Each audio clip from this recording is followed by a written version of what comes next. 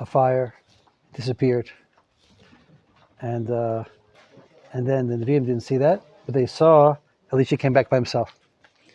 He came back, he parted the river like Eliyahu did with his nace, he came back by himself. So they want to know where Eliyahu is. Even though they heard also had nevuah that Eliyahu was going to die that day. So nevertheless, they didn't know what happened. They thought maybe he didn't die yet. Maybe he disappeared somewhere because he used to like all of a sudden disappear from one place to another. That was his way. Maybe I don't know. I'm not sure exactly. Maybe they thought there should be a body if he was dead. They want to know. They want to know what happened. Okay. Yomi Lav. Hinena yesh et avadecha 50 anashim nechayo. Yelchu na vivakshu et aronecha. Pein nesao ruach Hashem v'yashecheu b'chad harim v'b'chad hagdayot v'yomer lo tishlachu. So they said, the Nevi'im, they saw Elisha come back by himself. And they said, okay, we have 50 strong men.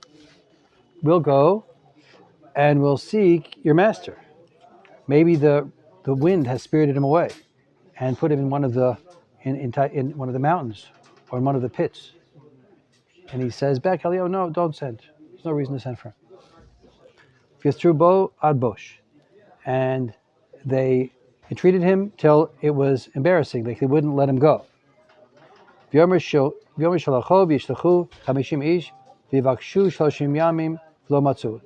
said they kept treating him to let them go look for Eliyahu, and he said no, and they wouldn't stop. So he said, okay, so go look for him. So they went for 3 days, and they didn't find him. He was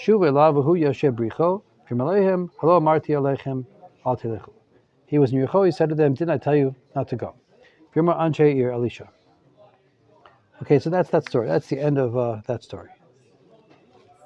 So it's a question, like, why did they think, what did they think exactly? Why did they think he was going to be whisked away somewhere when they knew he was going to die that day? I'm not sure the answer. Their never was that Hashem would take him. Right. Oh, very good. That's what someone says? I'm just looking at the words here, that it doesn't, I don't know. Okay. It seemed to be understood that he was going to die. Going to die? Yeah. That's what I thought until now. Okay, whatever. Let's see further. V'yomer anshe ir Elisha. Hinena moshav ve'ir tov, kasher adoni roeh, v'mayim ra'im va'aretz mishakales. So then the people said to Elisha, behold, this city is good, this dwelling of the city is good, as our master sees, but the water is bad. And the land is mishakeles. The land is sort of deadly. It's burying its people over here. Is the place causing that death. said, not to rebuild Jericho? The Jericho cursed, the people that conquered it. What we're doing in Jericho? Yeah, you wouldn't. They weren't allowed to rebuild Jericho. Yeah, it's a good question also. So here it is, back in Jericho. Yeah, I don't know. That's a good question. I don't know the answer. What? 1 second. Okay, yeah. I don't know. It's a good question. 1 second. I don't know. His sons died, but he successfully rebuilt the city, right? That's what happened? I don't know. And then you're allowed to live there? I don't know if people are allowed to live there, but... I don't know. Maybe it's connected to this making the land deadly. Like. I don't know. I don't think so. Okay. I'll tell you what the Mepharshim say here. Yeah. Both the Malbim and the Rabbi David Valif follow the same pattern over here. Let's see the next pasuk first. Okay. So first, it's interesting. So they say it's good land, but it's bad water, and it's people are dying here. So it's like a contradiction, sort of. That's what the Rabbali asks. V'yomer kachuli tzulichit chadasha, tzulochit chadasha, v'simu sham melach v'yikhu elav. So he said to them, bring me a new vial and put in it salt, and they brought to him such a thing. V'yetze el motza hamayim, he went to the place where the water came in, v'yashtech sham melach, and he threw there the salt. V'yomer ko amar Hashem rafiti l'mayim ha'elav. This is what Hashem says, I cured these waters. Lo yeh misham od mavet u'mishakalet, and it won't cause any more death. V'yerapu hamayim ad yom hazeh kidvar Elisha asher diber. Okay, so that's the parsha here. So it's interesting. First of all, so the Ramad Pali asked this question: why does it say it's a good city, but it's bad waters and it's killing people? That sounds like a bad city, right? So he says, I'm going to read you what he says here, the Ramad Valley. V'kan yeshikusha, you do it. Ima yomayim ra'im va'artz mishakelos eicha ya moshav ir tov. How is that a good place to live? People are dying and the water's bad. Ella emerhu shalom nikra tov ki im mashu tov le'inyan atikun shulat tzarkavo. What's good? Whatever is good in the big picture. What's good for what Hashem wants. That's what's good. That's it. Then he says he's trying to purify the place, Elisha, and make it completely good. It was good in the sense that it's a place where it's moving towards the tikkun of spirituality, the tikkun of tzedek. But the problem is it needs more work, and there's something that needs to be done still to purify the place. The Malbim says that also has to do with what was the bad waters. There's a Mishnah in Pirkei Avos that said, the sages, be careful of your words, lest you say something that's misunderstood and people will go and drink from the bad waters, evil waters. Evil waters means epicorsis. They're going to get wrong views and they're going to go against the Torah because if the Rabbi says something which they understand improperly, which is what happened in Pirkei Avot with one of the sages, so then they're going to, when it talks about drinking wrong views or receiving wrong views, they call it drinking bad waters. So he says, that's the remez over here, that they were still influenced by all the foreign influences. But Elisha was there to bring it up towards its good. It's a good place. It's a good place where it's moving towards a tikkun olam, moving towards dat and amuna, but it needs a tikkun. So Eliyahu did this tikkun over there, and Elisha did this tikkun. He points out, okay, so I don't know, so I can't explain really too much more. You see that Moshe Rabbeinu did the same thing with waters. There was bitter waters. Moshe took a bitter piece of wood and threw it in, and it became sweet. So he says, Malbim says that in the ways of miracle are often the ways of teva. The ways of teva, it's bitter. Bitter things make things bitter. In the ways of miracle, bitter things make things sweet. I don't know exactly what he means, but the ways of miracle are different from the ways of nature. But the remez is the deeper thing. That the remez is, the deeper hint here is Elisha was cleaning up the wrong understanding. Okay, let's go further. V'al Machon Meir, fu ole b'derech. Unarim ketanim yatsu min ha'ir v'yitkalsu bo.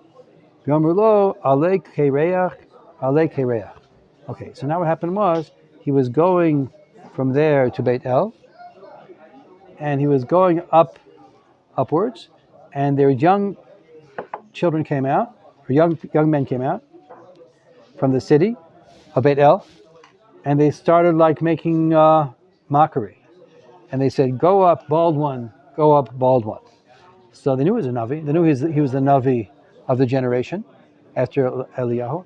They were making fun of him. They were mocking him. Because Eliyahu had such a full head of hair. Oh, so that's one shot. One shot is that they were saying, "What kind of navi are you?" That's not how a navi looks. Navi looks like Eliyahu with the long hair and the different certain kind of clothing, and he was bald. Truth is, the Ramah says that's better. The thing having long hair is something unusual for a tzaddik. That's not the Jewish dress. This is considered klipot, long hair, and usually except for the peyut. So people just cut it short. So this was the more normal madrega of Elisha than of Eliyahu. But the children know that, and they said, "What kind of navi are you?" They're making fun of him. Also, could be another thing they were saying is go up like Eliyahu, go up to Shemayim, like disappear into the heavens, just like Eliyahu, just like your master did. Like, can you do that also? Like, who are you? You're nothing. I don't know. They were mocking him. And so what did he do? V'yefen acharav, he turned around, v'yirem, he saw them, v'yikalelem, and he cursed them, b'shem Hashem. V'teitzena shtaim dubim minayar, 2 bears came out of the woods, v'tibakna mehem, and it struck them. Arbaim u'shnei eladim, they killed 42 children. Buried Misham el Har Carmel, Misham Shav Shomron. He went there back to the place where his Rabbi was, and then he went to Shomron. Okay, so this is a very intense story. What does it mean? Why did he curse them? So basically, there's a lot of discussion in this. But basically, what it appears to be is they were children from Beit El. In Beit El, they were Ovdei Avodah Zarah, and they were brought up to mock the Nevi'im, to mock everything that's Kadosh. So they were really bad. They were Hamas children, basically, and brought up to hate everything Kadosh. And so Elisha saw that. He saw there was nothing good in them. There were no mitzvahs in them. There's nothing good in them. And he cursed them. In other words, he's basically cleaning up the land from this spiritual illness. And that's basically the pshat that comes out of the Meforshim on one foot. Maybe he's cursing Israel as well. He's cursing the children are product of their families. Right, but he didn't. The values of their society. Right, correct. That's the people in Beit El that are going in the ways of Achav, and they're real Ovdei Avodah Zarah, and they're real anti-Torah. But he was cursing the kids. I mean, he saw them. He looked at these kids. If it was someone else who could do tshuva, that'd be different. He saw these kids were kula ra. That's how it is. I guess if you have a couple generations of evil and then you bring up the children like that, that's really bad. So anyway, that's what it looks like here. So we saw before, so if you saw like David Melech also. David Melech made some very strong things in order to clean up the environment. Like when there's evil mixed into society, it brings the whole society down. It's a channel for evil. Okay, there it is. Apparently, there are some discussions in the sages. Maybe it was too heavy. Maybe there's a little bit of heaviness here. Okay, he brings that the Radak. Aharon ben Achav Melech Yisrael b'Shomron. Bishnat Shmona Esrei leHoshafat Melech Yehuda b'Yimlok Shteim Esrei Shana. So Aharon ben Achav, he was the king in Israel, in Shomron, in the 18th year of Yehoshaphat, 18th year of Yehoshaphat, and he ruled for 12 years. Okay, so this was Aharon, the brother of Achaziyahu. He became the king after Achaziyahu. Achaziyahu didn't have children. So he was the son of Achav also. V'yaseh ra b'nei Hashem rak lo ka'aviv. Ukimo v'yasar et matzvat habal asher asa aviv. So it's interesting. So he went in the ways of his father, Achav, and he left the calves over there. And he went in the ways of Yeravam ben Navat with the golden calves in Beit El and in Dan. And he left them, and people continued to serve that service around them. But it wasn't Avodah Zarah anymore. It was only like a trick to keep people from going to Yehuda. Basically, that's the kavanah here. It wasn't so bad, and therefore he removed the actual Avodah Zarah. He removed the altars of the Baal. So he was better than his father, but not good. Still going in his ways. B'chatot Yeravam ben Navat she'achti et Yisrael davek lo sar memena. But in the sins of Yeravam ben Navat, who sinned, caused Israel to sin, he clung to his ways and didn't remove himself. What that means, again, the service with the golden calves and all that. So he kept that. But he did it in order that he should maintain his malchut, that people wouldn't go to the Beis Hamikdash, but not because he was actually into the Avodah Zarah. But it's still pretty bad. The route that causes diverts people away from Yerushalayim and brings them to Avodah Zarah. Yeah, except he wasn't. He actually destroyed the Avodah Zarah mamish. He destroyed the matzeva of the Baal. So he wasn't into the Avodah Zarah so much. It seems like. Umeisha Melech Moav, he was pretty bad. We're going to see he was also bad. The Ramat Bali is not happy with him. I can tell you that much. All Malchei Israel, right? No, there were good ones. There were no good ones. I think so. Yehuda, there's a good one, a bad one, a good one, a bad one. I mean, the whole existence of these opposing kings doesn't make sense anyway. The king is supposed to be Yehuda. That's interesting. We'll see. I didn't realize that. What I've heard, It might be, maybe you're right. Maybe they were all bad. Oh wow, that's crazy. It makes sense because what are they doing? Why are they kings anyway? They're not supposed to be. Makes sense. Okay, we'll see as we go. I don't know. Umeisha Melech Moav hayan noked v'heishiv leMelech Yisrael 100,000 karim v100,000 elim tzamer.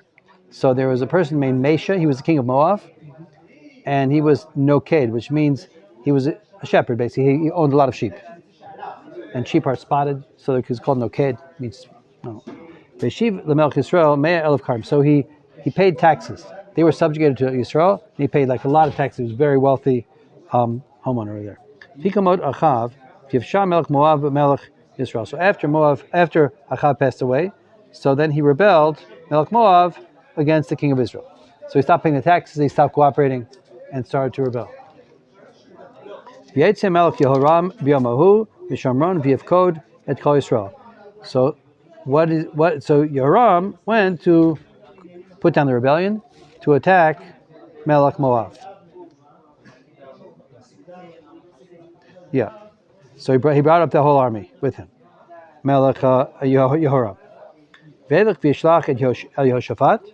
Melech Yehuda lemor. Melech Moab pashabi hatelech iti el Moab. Lemilchama.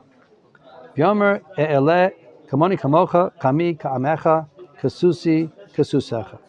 So he went to send for Yehoshaphat, the king of Yehuda. And he said, the Melech of Moab has rebelled against me. Are you going to go with me to fight him, to fight Moab? And he said, I'll go with you. Like me, like you, like my people, like your people, like my horse. My horses like your horses. So we'll go as one entity. And it's interesting. So Yehoshaphat, what's the question? Oh, I was just wondering, between some of these prakim, it's not necessarily chronological order. Why do you think it's not? Because I feel we already had a king, Yehoshaphat of Judah, who died, and it talked about his son taking over. No. And, I think you're right. We did, yeah. I think it's going. It's maybe going backwards. It's filling in. Story. Okay. I think you're right. Yes. It's hard for me to keep track. It's like a repeat of names, or it's yes. Hard, Nachon. Yeah. Nachon. I think Yehoshaphat was a partner, like in a few alliances. Nachon. That was before. Different kings. No. Also with the other one before he did the same thing. That was with Achazyahu. Yeah. That was a mistake though. Yeah. This was different.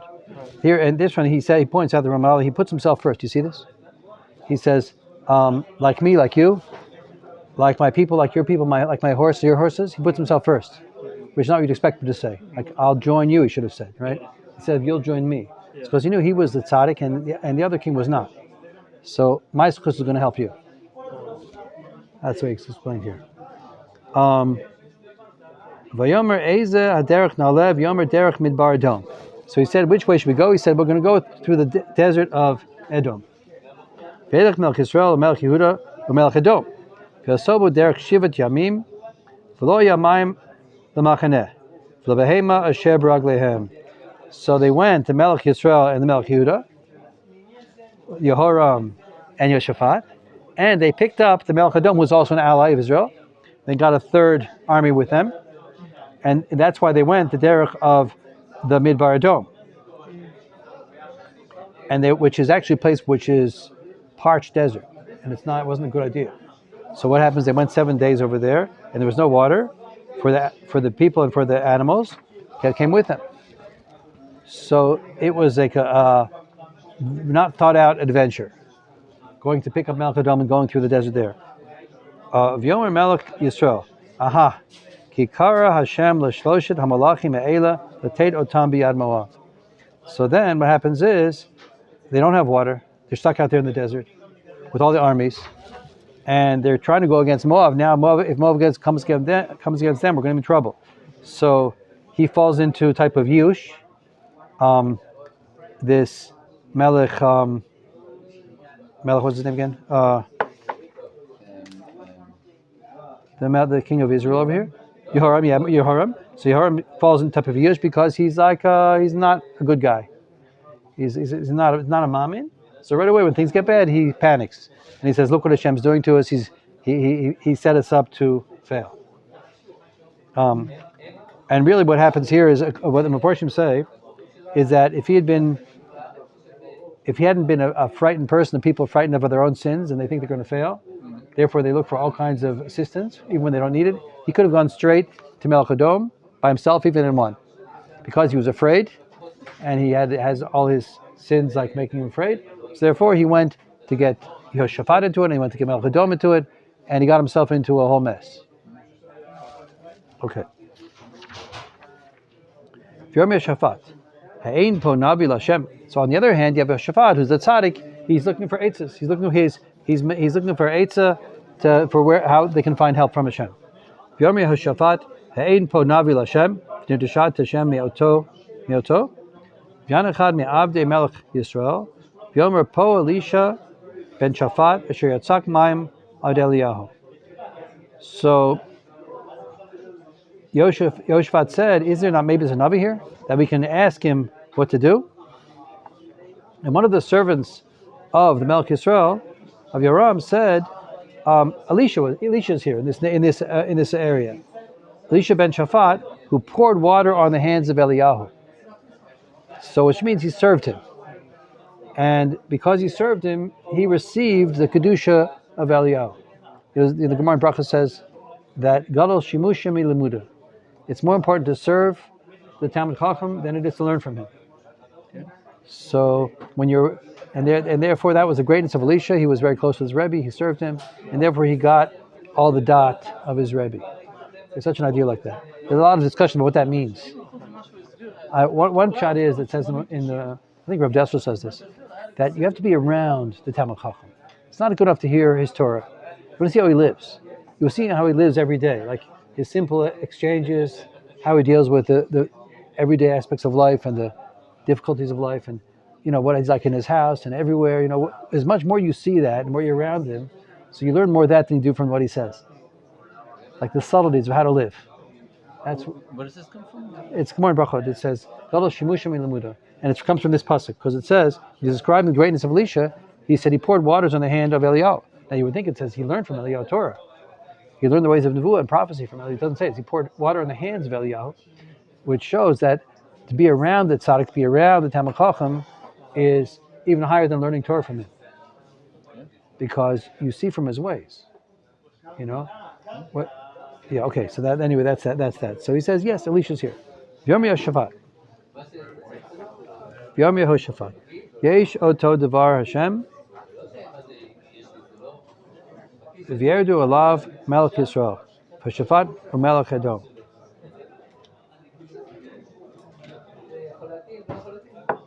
V'yom Shafat yesh oto dvar Hashem, v'yerdu alav Melech Yisrael, v'shafat u'melech Edom. I think that what it means is that Yoshafat said, he's here. Oh, that's from Hashem. Maybe it means like that. I'm not sure exactly how to read this passage. But they went to him, the Melech Yisrael, Yehoshaphat, and Melech Edom. So all they went to speak to Elisha. It's interesting. He doesn't call him the Melech Yehuda, Yehoshaphat over here. He calls him Yehoshaphat. So he says the Ramad Bali says it means that he took off his kingly clothes in front of the Navi. He was subdued himself in front of the Navi to get. V'yomer Elisha, El Melech Yisrael, Ma vilach, ma li v'lach, leichna el Navi avicha, ve'el Navi imecha. V'yomer Melech Yisrael, Al, Kara Hashem l'shloshet hamalachim ha'ela l'teit otam v'yad Moav. So they came to Elisha, and Elisha saw Yehoram, Melech Yisrael. He said, what have I got to do with you? What are you doing here? Go to your own Nevi'im if you have a problem, and ask them for an eitzah. What are you coming to me for? So he says back, no, he says, a regular eitzah is not going to help. We need real prophecy. We need divine assistance. This time we need we need a Navi Hashem, not a Navi of the Baal or something. So, because Hashem brought these three kings together to put them in the hands of Moab. So this is what he was seeing, Yoram, that this is Hashem setting us up for failure. So we need a real Navi to get us out of this. Okay, but what's Elisha? How is Elisha talking to the Melech Yisrael like that? The Melech Yisrael come to get his eitzah, right? So the answer is the Melech Yoram, right? Elisha says, "What have I got to do with you?" That's what Elisha says to Yoram. The answer is that Yoram is coming there not because he believes in him, just because he doesn't know what else to do. So it's like a last ditch type of a thing, and he wants to use him, and he's a Russia. So he says, I have nothing to do with you. And he got angry at him for his arrogance and his lack of emunah. And so he says, what do I have to do with you? You're Elisha. So he said back, well, we're in a strait. which is he knew that he's coming to him because it's true. It's not because of Amunah, not because he's coming to the Navi with Amunah. So, Yomer Elisha, Chai Hashem Tzavakot, Asher Amadati Lefanav Ki Olei Panei Yehoshaphat Melech Yehuda, Anino say Imabit Alecha V'Mareka. So he makes an oath, and he says, in the name of Hashem, that I stand before him, if not for the face of Yehoshaphat Melech Yehuda, which to him I have I'm honoring, I wouldn't look at you. I wouldn't be involved with you, and I wouldn't look at you. From here we learn a halacha that's usher to look in the face of a Russia. You're not supposed to look at the face of a Russia. If is a Russia standing in front of you, you're not look at his face. It's like Netzel Mokim, and it's not good to look at. So he's saying, because Yehoshaphat is here, so then I'll talk to all of you together. But as far as you, I wouldn't look at you because you're a Russia. So he was upset. Okay. So now Vata, and now Kechu li minagain. And he said, now bring me a musician. V'yad kinagain haminagain, v'ati alav yad Hashem. And it was when the musician started to play, then the hand of Hashem came down onto Elisha. So what happened here? So this is like the Gemara says, that you can only serve Hashem with simcha, and you can only daven with simcha, and you only pray with simcha, and you can only have nevuah certainly with simcha. And you see it from here. This is what happened. He was angry. He was angry at Yehoram for coming and treating him as a vehicle for his own purposes, rather than subduing himself to the Navi, and for being a Rasha. And he was upset. And when you're upset, you can't receive prophecy. So therefore, he brought in the musicians. The musicians played, and then it cheered him up, and then he was able to receive the prophecy. Applies to us today also. We have to sing. We need instruments and singing to bring us to simcha. When I say divrei Torah, when I have sichas chaver, when I have conversations, music is very helpful. V'yomer ko amar Hashem. Aso hanachal hazeh gevim. So the prophecy came, and it said, this is what Hashem says: make this nachal, make this valley into furrows. Kichom Hashem lo tiru ruach, lo tiru geshem, v'nachalahu yamalei mayim, ushtitem atem umiknechem uvehemtechem.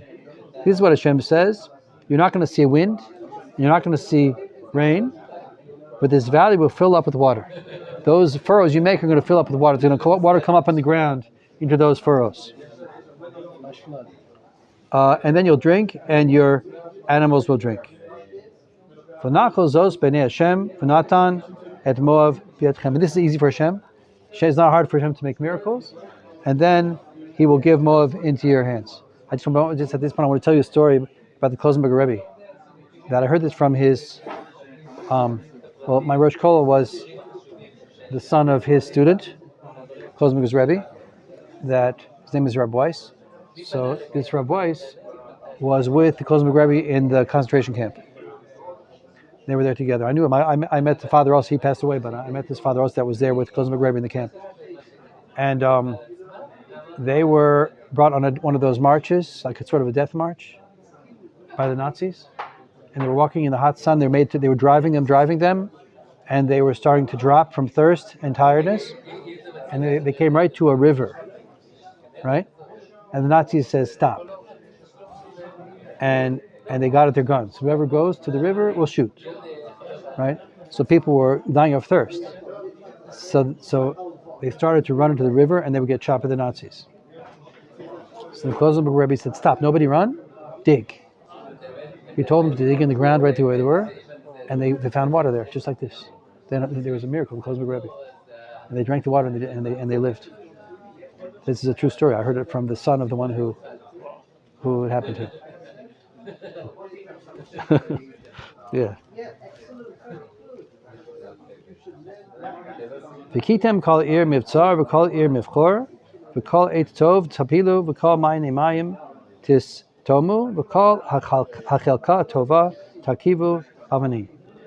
So he said, you will strike the city you'll strike this fortified city, and every city, all these chosen cities, and all of the good trees you will take down, and all of the springs you will stop up, and all of the smooth areas, the straight areas, you'll fill them in with stones. So they're going to like wreck this country.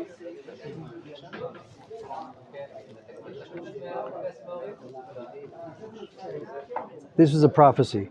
It's the Ramalvai talks about how he says in Kabbalah things like you're stopping up the chesed below, and it stops up the chesed from above at the same time. I don't know exactly what it means. You're messing up the natural bounty below, and then it's going to stop coming down to them like their success. Okay, sort of like an act, like a symbolic act, making them lose. Whatever. Okay. V'hi b'boker kalot mincha v'nei mayim ba'im mederech Edom v'tamali aretz et hamayim. Okay, and it was in the morning, kalot mincha, and when the mincha at the time of mincha, they talk maybe the mincha of the morning, maybe there was a mincha in the morning also. It seems like v'nei mayim ba'im mederech Edom, because in the morning also they brought the korban tamid shel shachar, and then there's the mincha, then also it means the mincha of the morning. It seems like v'nei mayim ba'im mederech Edom. So then the water came like was predicted, and the land was filled with water. V'kol Moav shamu ki alo Melachim v'lechem ba v'yitzaku mikol cholger kalgora v'ma'alav yamdu al gvul. So all of Moab heard that the three kings came to fight them, and they cried out, and they all got on. They all put on their belts to go out to fight. And they stood on the border. V'ashkiva boker v'shemesh zarcha alamayim. V'yiru Moav mineged et hamayim adumim kedam. So they got in the morning, and the sun shone on the waters, and it was in the desert. There weren't supposed to be waters there. And the Moab saw, and the water was red like blood because of the sun coming in the morning sun.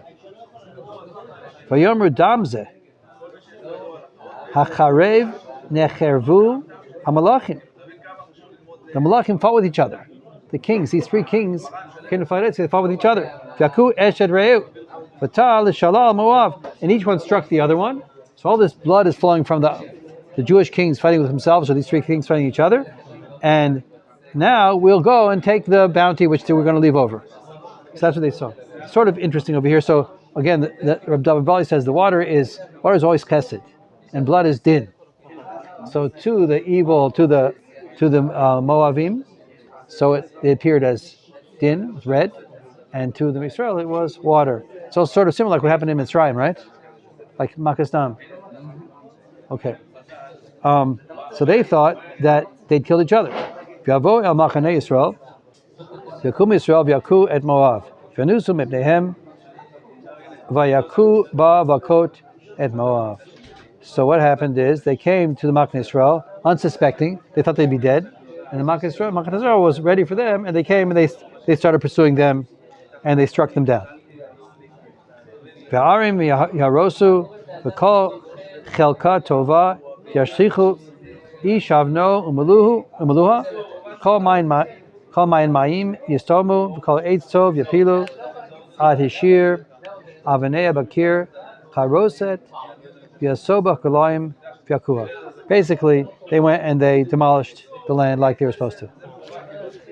I wanted to say, because maybe the first time I read it, I didn't catch like why Hashem didn't bring the water in a seemingly non-miraculous way, like in a rain cloud. Yeah. But now, like when I read it again, it's obvious that it's because it was this miraculous way that. If it didn't rain, then they would have known it's water. Yeah, they would have. Very good. It's nice. connected somehow. Well, that's good. I hear that.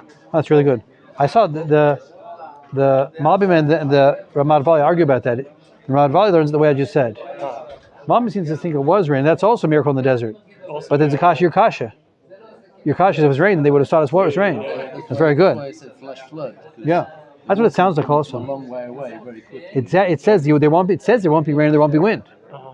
So I'm not sure why the Malbim says it like that. Okay, I need to see if I do. I want you to understand him. Very good. Nice. Beautiful.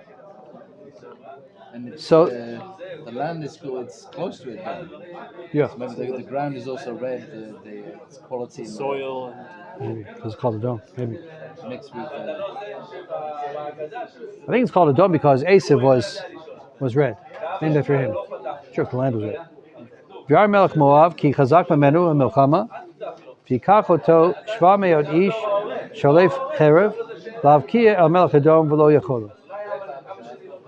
So the melech Moav saw that Yisrael, the other armies were stronger than him, and so he took 700 men with swords in order to go and at least to go after Melech Edom.